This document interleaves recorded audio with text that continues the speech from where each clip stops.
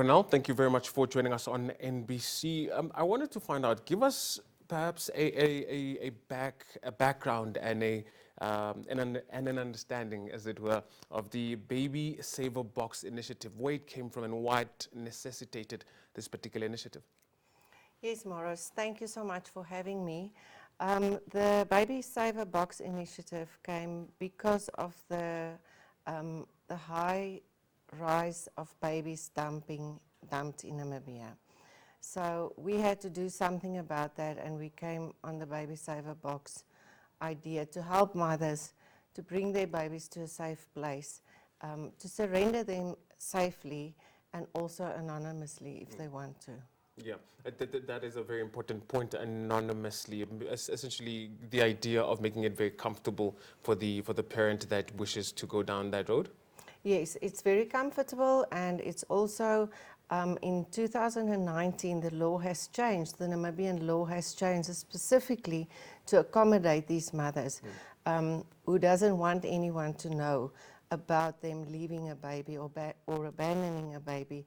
So to help these mothers to surrender their babies safely, the law said, okay, you are allowed to leave your babies anonymously as long as the baby is unharmed, but it has to be at a safe place like a police station, hospital, or a safe place like ours.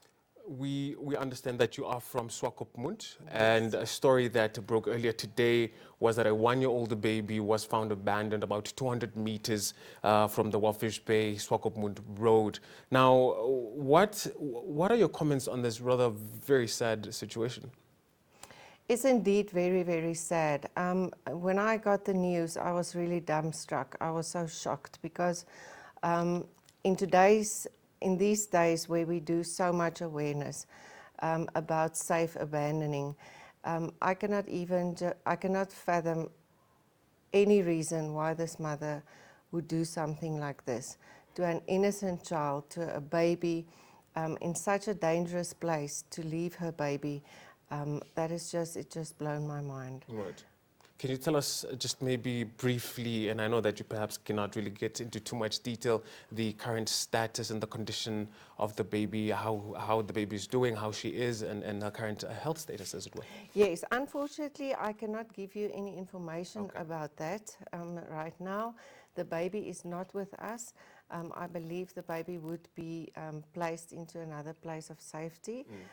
They did not contact us yet as to this specific baby, so I believe that maybe they are still busy with investigations or medical treatment or something, but otherwise I believe the baby would be in another place of safety. You mentioned earlier on the thought process, and I paraphrase the thought process that a mother could possibly be going through.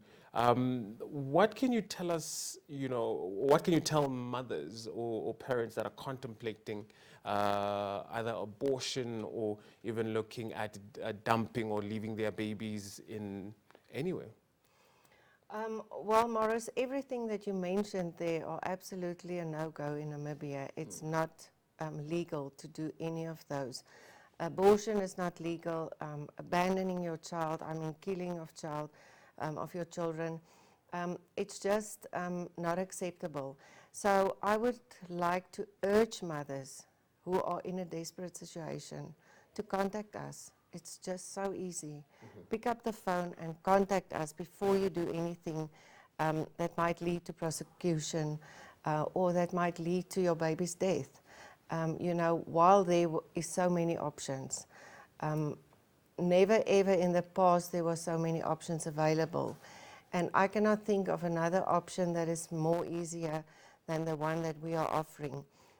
Like a baby saver box in our boundary wall where you can leave your baby safely and anonymously. And then also we offer free transport to and from this baby saver box for mothers who do not have money to take a taxi to bring their babies to safety. They can just contact us. And if they are in another place or another town in Namibia, we can put them in contact with a social worker who can attend to their problem. But to kill your baby, to abandon your baby unsafely, it's just unacceptable. Because of the nature of your work and being in this particular area of work for quite some time now, with your foundation, the Ruach Elohim Foundation, why do you think parents, mothers, dump their babies, and what can we as a society really do to curb some of these things from happening? Yes, I would say that a lot of these mothers, 99% of these mothers who are pregnant, they are abandoned by their partners. We have the fathers of these babies who denies paternity. So these mothers are single, they are alone. Most of the time they do not even have a job. Then there's the stigma around their pregnancy, family and friends who are rejecting them. And then they hide this pregnancy and they plan on dumping or killing their baby silently when the baby is born without anyone knowing. So definitely reasons are poverty and then of course the abandonment by the father of the baby that leads to these crucial circumstances. As a society, as a people, what do you think what should we be doing to support the mothers? What kind of support can we give, and how can we, again, as a community, get together and try to reduce a lot of these cases from happening? I think definitely awareness about options is the one thing that we need to do more awareness. But most definitely also education, much more and aggressive education towards these circumstances. And then of course also I think churches. It's very important for churches to get involved, for people to get involved, to support these mothers, to support young adults. And again, we come back to education and then also morals, young people, older people, the examples they get from their parents are not good.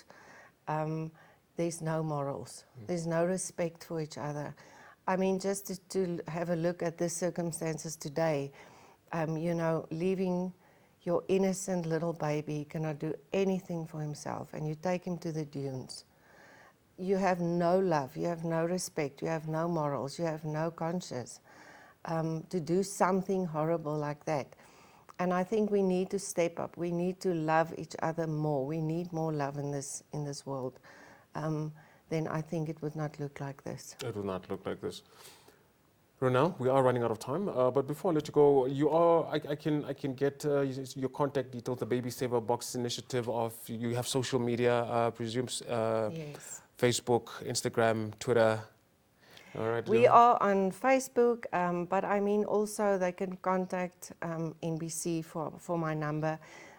They can have a look on Facebook. They can contact any radio station. They all have our number. Otherwise, if you just Google Baby Saver Box in Namibia, you will find all our details there. And they can contact me at any time. If I cannot help them, I will definitely get someone to help you. But yeah, there's never ever a good enough reason to do something like this. Your number is? 081 242 6396.